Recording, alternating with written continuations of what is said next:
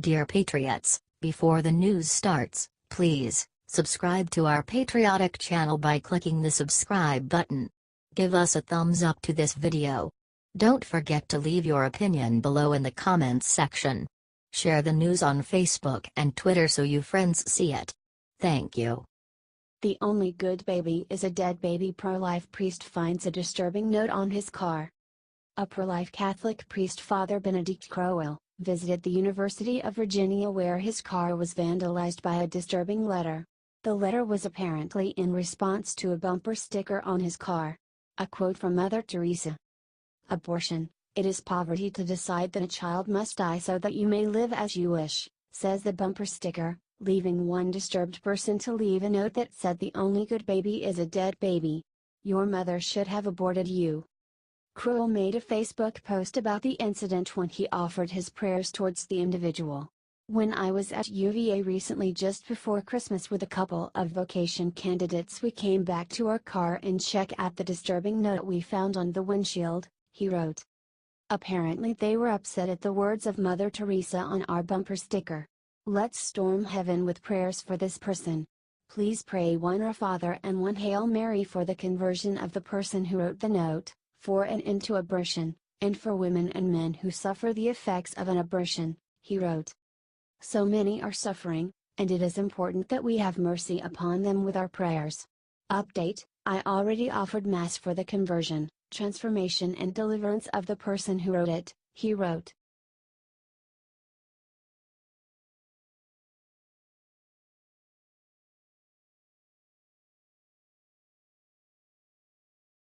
Not all heroes wear capes. Watch man scream at Disney's animatronic Trump in protest. Disney recently released an animatronic version of Trump in their Hall of Presidents. In the exhibit, you can see various presidents give inspiring speeches. However, when it came time for Robot Trump to give his speech, one obnoxious man, Jay Malski, New York actor who often plays drag comedy characters, including Hillary Clinton, started screaming. "Lock him up!" screamed Malski, repeatedly screamed as guests yelled at him, "Shut up!" Malski feels like he accomplished something by screaming at Robot. He went on Twitter to boast about what he had done. "I protested at real Donald Trump at the hashtag Hell if presidents, 'cause I'll never get this close in real life, brobs. Hashtag lock him up," tweeted Malski. Many commenters told him what an idiot he was. "You didn't protest Trump. You just screamed at an animatronic and probably ruined quite a few family vacations. That's just pathetic," wrote Joe Walsh. "Not all heroes wear capes," wrote Ben Shapiro sarcastically. Malski responded to Walsh on Twitter, "I wish you were as upset about the thousands of children being taken from their parents because of Trump's racist immigration policies, or the hundreds of trans people murdered each year, or the negative impacts of the tax bill on poor Americans as you are about me ruining someone's vacay," he wrote. "They just blame Trump for everything."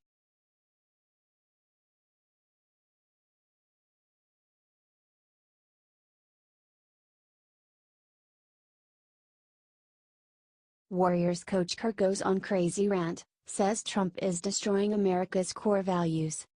Steve Kerr was a solid basketball player for the Chicago Bulls and has proved himself to be a very good coach, winning 2 NBA championships so far with the previously woeful Golden State Warriors.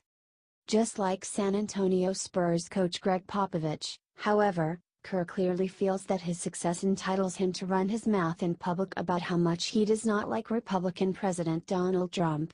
Earlier this year, Kerr decided to make a point by having his team skip their customary White House visit after they won the NBA Finals. Now the coach decided to meet with a USA Today reporter and go on a rant about how he hates the president. Said Kerr about an essay written by Obama's former U.S. Attorney Sally Yates, "I read it this morning, and I tweeted it. It's fantastic. But there's absolutely an assault on our institutions and on our core values as a country." She tweeted the preamble to the Constitution, which really sums up our country.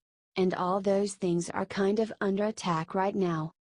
Steve went on, "One of the things she writes is how important it is to speak the truth, and for people to not be deceived, coerced.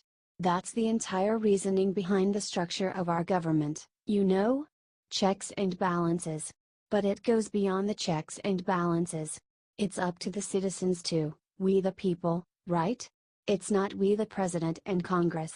It's we the people, in order to form a more perfect union. So, who's the people? You and I are the people, we all are. Steph and Draymond and KD. The coach finished, so it's important for all of us to call bullshit, and there's a lot of bullshit right now, and propaganda, and misinformation. You can't let that happen. The truth has to always win out, and our institutions and ideals have to win out, so it's important that we speak out. Are you disappointed that Steve Kerr is such a brainwashed liberal?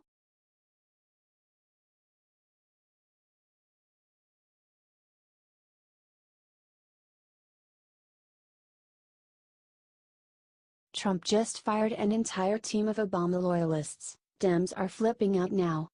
When Republican political outsider Donald Trump entered the White House to begin serving as America's 45th president, the federal government was filled with left-wing Barack Obama loyalists at nearly every level. Despite Trump's best efforts to eradicate this problem, the state of the FBI and the Department of Justice proves that President Donald Trump still has a great deal of work to do. Donald got started once again in ridding the government of Obama loyalists by firing all 16 members of the Presidential Advisory Council on HIV/AIDS. Obama's allies were, of course, angry that Trump would dare to push more of Obama's people out of government. Wrote HIV/AIDS activist Scott Soetz on his Twitter account, remaining #HIV/AIDS council members booted by @RealDonaldTrump. No respect for their service. Dangerous that #Trump and company, Pence especially, are eliminating few remaining people willing to push back against harmful policies, like abstinence-only sex ed. #We object #Pasha6 #resist. Left-wing gay rights and HIV/AIDS awareness group Truevolution CEO Gabriel Maldonado at least had enough common sense to see why the council got shut down. Said Gabriel about Trump and his White House, like any administration, they want their own people there. Many of us were Obama appointees. I was an Obama appointee and my term was continuing until 2018. He then added, grumpily, it is common for appointees to be terminated and for folks to kind of want their own people in.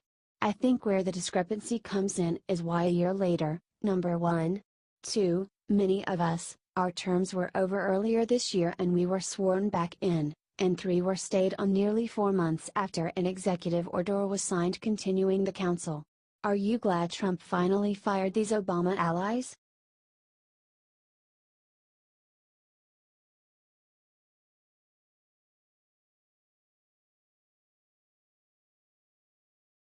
James Woods slams Elizabeth Warren with a brutal zinger when she claims she believes in science. President Trump made a tweet today that left many liberals infuriated. In the East, it could be the coldest New Year's Eve on record. Perhaps we could use a little bit of that good old global warming that our country, but not other countries, was going to pay trillions of dollars to protect against. Bundle up, tweeted President Trump. In response, Senator Elizabeth Warren made this tweet. I'm going to say something really crazy. I believe in science. Climate change is real and we have a moral obligation to protect this earth for our children and grandchildren, she tweeted. However, many conservatives rushed to prove that, no, she doesn't believe in science. DNA is also based in science. Yours does not show you are Native American. So either you are an outright liar or you actually don't believe in science. Which is it? #LiUWA tweeted James Woods. Now do the science of fetal development, tweeted Ben Shapiro. Please tell us, big believer in science, when human life begins, tweeted Josh Hammer. How many genders are there, science lady? Tweeted David Reaboy. Science is not a belief system. It's a set of facts. Like the fact that gender is not a choice. Why don't you work on that one for a while, wrote another user.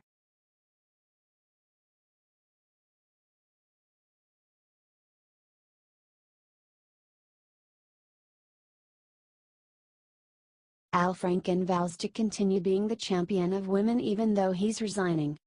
Al Franken is officially resigning on January 2, During the Alabama election with Roy Moore, Democrats urged Al Franken to resign as an attempt to have the moral high ground over Republicans when it comes to sexual harassment. As soon as Roy Moore lost, Democrats started to complain that Franken's resignation was unfair, and some even suggested he unresign.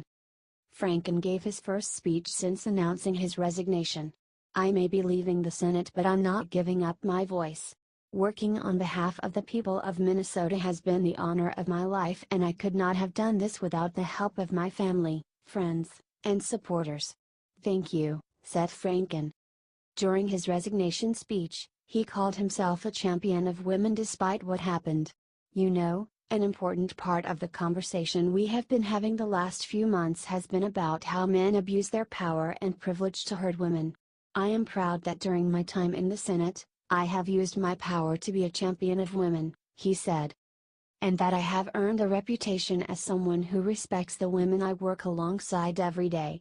I know there is a different picture of me painted over the last few weeks, but I know who I really am," said Franken. "Serving in the United States Senate has been the great honor of my life. I know in my heart that nothing I have done as a senator, nothing has brought dishonor on this institution. I am confident that the Ethics Committee would agree," said Franken.